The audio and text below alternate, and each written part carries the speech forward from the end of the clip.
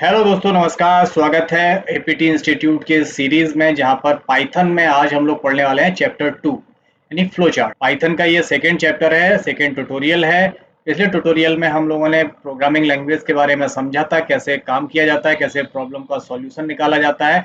इस चैप्टर में हम लोग फ्लो चार्ट को बनाना सीखेंगे, फ्लो चार्ट पर काम करना सीखेंगे। बढ़ते हैं अपने इस क्लास में आगे और स्टार्ट करते हैं आज का topic. Let's begin this tutorial.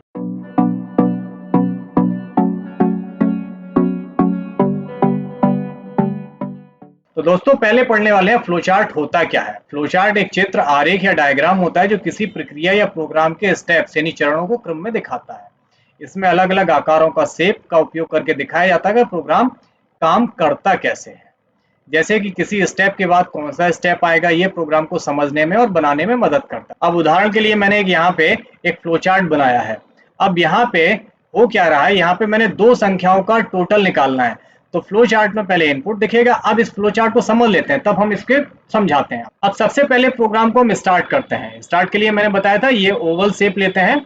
ये हमारा स्टार्ट होने का प्रक्रिया हो गई। इससे ये पहचान आ जाता है कि यहाँ से प्रोग्राम स्टार्ट होता है। ये जो आकृति है, इस आकृति का मतलब ये प्रोग्राम यहाँ से स्टार्ट हो रहा है। ठीक है। इसके बाद ये जो तीर का निशान है, ये आपके प्रोग्राम को तरीका बताता है कहाँ को चल रहा है। तो प्रोग्राम वहां नीचे आएगा स्टार्ट होने के बाद। फिर यहाँ पे ये बना है डायगोनल शेप बना है, ये थोड़ा तिरछा है, आयताकार बॉक्स है। यहाँ पे हम इनपुट देखते हैं कि इनपुट ए और इनपुट बी हमने लिया कहीं से।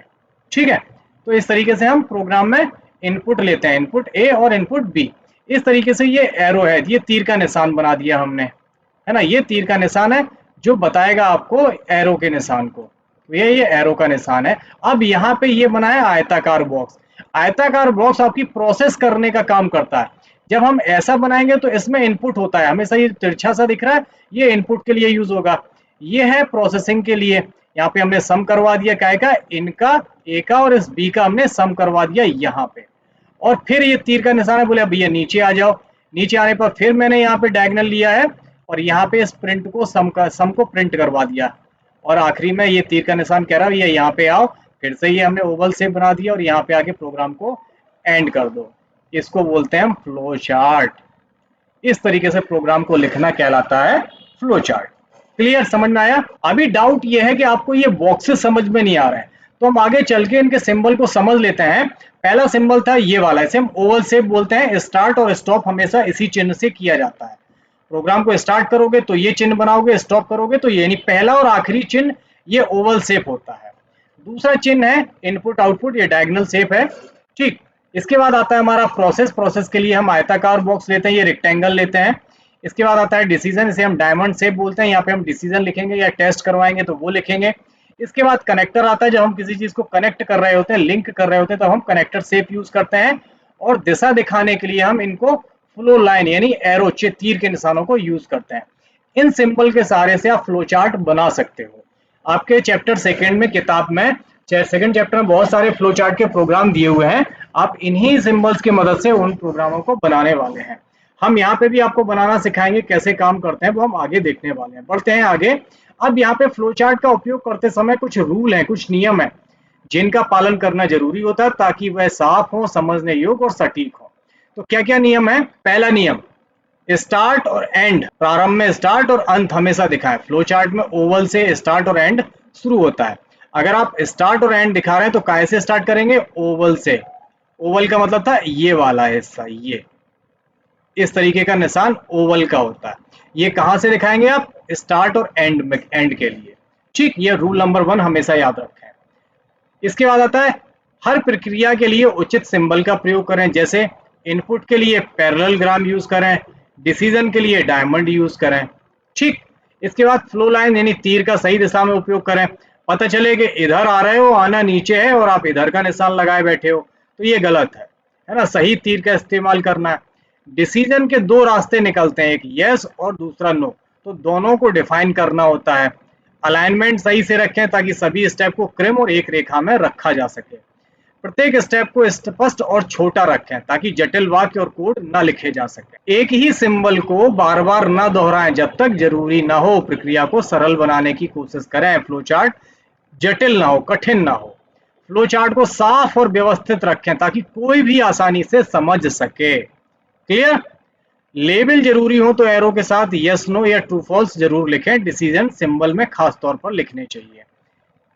हर सिंबल के अंदर की भाषा स्पष्ट हो, जैसे इनपुट लिख रहे हैं तो इनपुट हो, इज या ए सारी चीजें लिख रहे हैं वो सब लिखी हो सही तरीके से, ताकि आसानी से समझ में आ सके। तो ये थे रूल। अब इन रूल का उपयोग करके फ्लो चार्ट बनाना शुरू करते हैं। तो यहाँ पे हमने फ्लो चार्ट और एल्गोरिथम के बीच में अंतर बताया है। एक टेबल बनाई है, इस टेबल में आप फ्लो चार्ट और एल्गोरिथम में डिफरेंस समझ सकते हैं, क्या अंतर होता है, तो आसानी से समझ जाएंगे। अब परिभाषा क्या है पहले देख लेते हैं। परिभाषा क्या है? स्टेप बाय स्टेप लिखे गए निर्देश जो समस्या का हल बताते हैं उसे हम एल्गोरिथम कहते हैं। स्टेप बाय स्टेप लिखे गए निर्देश जिन्हें हम लिखते हैं, और किसी प्रक्रिया को चित्रात्मक रूप से यानी डायग्राम में दिखने की तरीका फ्लो चार्ट कहलाती है। जहां पर आप लिखते हो वो एल्गोरिथम है, जहां चित्र बनाते हो वो फ्लो चार्ट कहलाता है। सिंपल सी बात। लिखित रूप में होता है, सामान्य भाषा में जो लिखते हैं उसे हम एल्गोरिथम कहते हैं, और जो डायग्राम के रूप में होता है जहां सिंबल यूज करे जाते हैं वो फ्लो चार्ट कहलाता है। एल्गोरिथम कभी कभी कठिन हो सकता है जब जो लोग शुरुआत में यूज कर रहे हैं उनके लिए, लेकिन फ्लो चार्ट सरल है। एल्गोरिथम शब्दों पर निर्भर करता है, यानी सेंटेंस लिखने होते हैं, और ये चित्र पे डिपेंड होता है। प्रोग्राम शुरू करने से पहले लॉजिक समझने के लिए यूज करते हैं, और इसको विजुअली यानी देखने के हिसाब से समझने के लिए यूज करते हैं। वाक्यों को क्रमबद्ध तरीके से यानी नंबर बाई नंबर लिखा जाता है, और यहाँ पर इन चित्रों की मदद से समझाया जाता है। यहाँ पर हम step 1, step 2, input A, step 3 इस तरीके से लिखते हैं, और यहाँ पे हम इस तरीके से तीरों का निशान यूज करके चित्र के रूप में लिखते हैं। दिस इज द डिफरेंस, ये डिफरेंस है इनके बीच में। तो आई होप हम लोगों को डिफरेंस अच्छी तरीके से समझ में आ गया होगा। बढ़ते हैं sequential processing algorithm and flow chart. यहाँ पर एल्गोरिथम और उसका एक फ्लो चार्ट दिया है, जहां दो संख्याएं यूजर से लेके उनका सम निकाला जाता है। एक मैंने यहाँ पे एल्गोरिथम बनाया है, उसका फ्लो चार्ट बनाया है, जहाँ पे हम दो संख्याओं का सम करेंगे। अब समझेंगे एल्गोरिथम में कैसे लिखते हैं और फ्लो चार्ट में कैसे लिखते हैं। एल्गोरिथम में लिखने के लिए हम स्टेप 1 पहले प्रोग्राम को स्टार्ट करेंगे, यूजर से इनपुट लेंगे ए में और बी में। दो संख्या है तो एक ए में इनपुट करवाएंगे, एक बी में इनपुट करवाएंगे। स्टेप 3 में उनका सम करेंगे, ए और बी का सम करेंगे, और स्टेप 3 में हम सम को प्रिंट करवाएंगे, और स्टेप 4 में प्रोग्राम को एंड कर देंगे। इस तरीके को एल्गोरिथम बोला जाता है। भैया पूरा हमने इबारत लिख के दे दी, ये करो वो करो वो करो वो करो, प्रोग्राम खत्म कर दो। ठीक। अब आते हैं फ्लो चार्ट कैसे बनाएंगे इसका। फ्लो चार्ट बनाने के लिए सबसे पहले स्टार्ट करो प्रोग्राम को। स्टार्ट किया है ना, तो ओवल शेप यूज किया, हम ओवल शेप बोलते हैं, इसको यूज किया। इसके बाद क्या करना, नीचे आना है। नीचे आने के बाद हमने डायगोनल शेप लिया, यहाँ पे हम इनपुट कराएंगे। इस शेप का मतलब ये है यहाँ पे इनपुट हो रहा है ना। इनपुट करने के बाद फिर नीचे आएंगे। अब नीचे क्या होगा, इन पे काम होगा, इनको हम सम करेंगे। रेक्टेंगल शेप में हम प्रोसेसिंग करते हैं। प्रोसेसिंग करने के बाद नीचे फिर आएंगे, नीचे हम इनको प्रिंट करवा देंगे। फिर नीचे आएंगे, और अब आखिरी में क्या बचा, एंड बचा प्रोग्राम का। बस simple, this is the flow chart. अब आसानी से समझ में आ गया होगा। आपकी बुक में सेकंड चैप्टर में बहुत सारे फ्लो चार्ट दिए हैं, उनकी प्रैक्टिस करिए और उन्हें समझिए। आगे मैंने एक प्रोग्राम और बनाया है, यहाँ पे लिखा है मैंने, design an algorithm and the corresponding flow chart for finding the factorial number. Factorial number बनाने के लिए प्रोग्राम बनाना है मैंने, है ना। तो स्टार्ट करेंगे, नीचे आए, दो नंबर इनपुट करवाने हैं, एक ए में और एक बी में नंबर इनपुट करवा लिया। ठीक। फिर नीचे आए। अब नीचे आने के बाद इन दो नंबरों के साथ करना क्या है, फैक्टोरियल बनाने है ना। तो हमने यहाँ पे देखा, यहाँ पे कंडीशन लगाई, if A is greater than B, क्या ए बी से बड़ा है? अगर है तो क्या करें, इधर आ जाए और इधर ए को प्रिंट करा दे। कब? जब ए बी से बड़ा। ये प्रोग्राम फैक्टोरियल का नहीं है, ये ग्रेटर देन का है, दो नंबर में छोटा बड़ा बनाने का है। गलत लिख गया है ऊपर, ये समझ लीजिएगा। ये दो नंबरों में ग्रेटर और लोअर नंबर निकाल रहा है। तो अगर ए बी से बड़ा होगा तो ये प्रोग्राम यहां आ जाएगा और ए को करवा देगा प्रिंट। कब? जब ए बड़ा होगा तब। ठीक। अब प्रोग्राम ए ने इधर ए को प्रिंट करा दिया तो क्या होगा, सिंपल, कुछ नहीं होगा, प्रोग्राम यहां आएगा और इसको करवा देगा खत्म। अब समझ में आया? यहाँ है, प्रोग्राम ने यहाँ पे चेक किया। चेक करने के बाद अगर ये कंडीशन ट्रू हुई, ट्रू होने पे, कंडीशन जब ट्रू होगी तो प्रोग्राम इधर आ जाएगा, इसको प्रिंट करवा देगा, और प्रिंट करवाने के बाद प्रोग्राम का काम खत्म हो गया, तो यहाँ के प्रोग्राम बंद करवा देगा। इन केस अगर प्रोग्राम फॉल्स होता है तो क्या करेगा, तो भैया वो आएगा नीचे। कब? जब फॉल्स होगा। और नीचे आने पे प्रिंट बी करवा देगा। अगर ए बड़ा नहीं है तो सिंपल बी बड़ा हुआ ना, तो यहाँ पे बी को प्रिंट करवा देगा, फिर नीचे आएगा और फिर प्रोग्राम को एंड कर देगा। Simple, this is the flow chart. अब अच्छी तरीके से समझ में आ गया होगा। बहुत सही तरीका, बहुत सरल तरीका होता है फ्लो चार्ट काम करने का, इंटरेस्टिंग होता है, मजेदार होता है। अब बना के देखिए, आपकी किताब में बहुत सारे प्रोग्राम दिए हैं फ्लो चार्ट में बनाने के लिए। आगे मैंने एक प्रोग्राम और बनाया है 3 अलग अलग संख्याओं में बड़ी संख्या खोजने के लिए। एल्गोरिथम, पहला कदम, स्टार्ट करो। 3 वेरिएबल बनाओ, ए बी और सी वेरिएबल बनाए। ठीक है, 3 अलग अलग संख्या है तो 3 वेरिएबल बनाने पड़ेंगे। Read variable A B C को रीड करो। If A greater than B, यदि ए बी से बड़ा है तो क्या करो, यदि ए बी से बड़ा होगा तो print A is a largest number.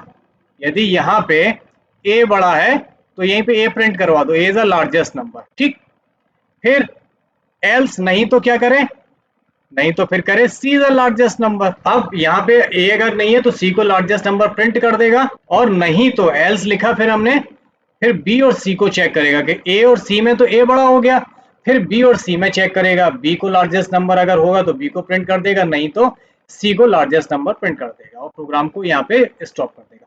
This is the algorithm. ये तो लिखने का तरीका है, जो करना है वो लिखते चले जाओ, एल्गोरिथम बन गया। फ्लो चार्ट में यूज करने का तरीका ये होता है। अब यहाँ पे समझो, प्रोग्राम को स्टार्ट किया, यहाँ पे आए, यहाँ पे 3 वेरिएबल ले लिए, ए बी और सी। अब यहाँ पे आए, चेक किया, ए इज ग्रेटर देन बी, अगर ए बी से बड़ा है तो यहाँ आ जाएगा और यहाँ चेक करेगा कि ए बड़ा था, तो ए और बी तो कंपेयर हो गया। अब ए को यहाँ सी से कंपेयर कर लिया, क्या ए बी से तो बड़ा था, क्या ए सी से भी बड़ा है, अगर सी से बड़ा है तो यहाँ आ जाएगा और यहाँ पे आगे प्रोग्राम को बंद कर देगा। लेकिन अगर यहीं से देखो, अगर ए बी से बड़ा नहीं है तो इधर आएगा, नो पे आ जाएगा, फिर यहाँ बी और सी को कंपेयर करेगा, फिर यहाँ के इधर प्रिंट कर देगा और नीचे निकल आएगा। लेकिन अगर यहाँ पे गड़बड़ हो गया, इन दोनों की जगह पे गड़बड़ हो गया, तो फिर वो इधर आएगा और फिर इधर सी को प्रिंट कर देगा। इधर ए प्रिंट हो रहा है, इधर बी प्रिंट हो रहा है और इधर see print. This is called flow chart designing. Clear दोस्तों, आप लोगों को फ्लो चार्ट अच्छी तरीके से समझ में आ गया होगा। किताब में बहुत सारे प्रोग्राम दिए हैं फ्लो चार्ट बनाने के लिए, उनकी प्रैक्टिस करिए। किसी फ्लो चार्ट में अगर प्रॉब्लम आ रही है, समझ में नहीं आ रहा है, तो कमेंट जरूर करिए, तो उस पर हम लोग ट्यूटोरियल बनाएंगे अलग से। मिलते हैं अपने अगले चैप्टर में, अगले ट्यूटोरियल में कुछ अगले पॉइंट के साथ। तब तक अपना ख्याल रखिए, स्वस्थ रहिए, सफाई बनाकर रखिए। टेक केयर, गुड बाय, जय हिंद।